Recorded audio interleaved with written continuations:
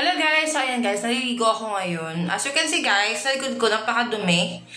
Ganyan talaga pag white yung pintura sa loob ng banyo, diba kasi nababasa. So papalinis ko yan later.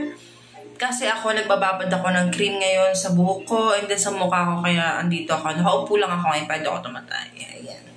So ayan. Sa mga tatanong guys kung anong gamit kong sabon.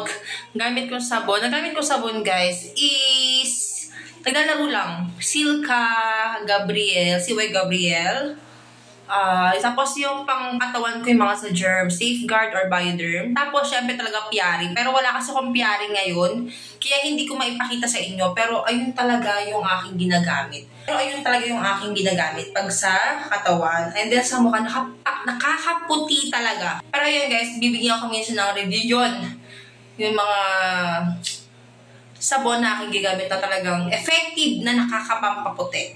Okay, so ngayon, babad lang ako ngayon. Babad lang ako ngayon, guys. Ayan. Madami nag-request na ligo. Di pa ba kayo nagsasawa sa mga ganung request? Yung mga, Madam, ligo vlog naman. Diyos ko talaga nang ginagawa yun na. Tumabata-ba na nga lang ako. Yun pa rin yung request nyo.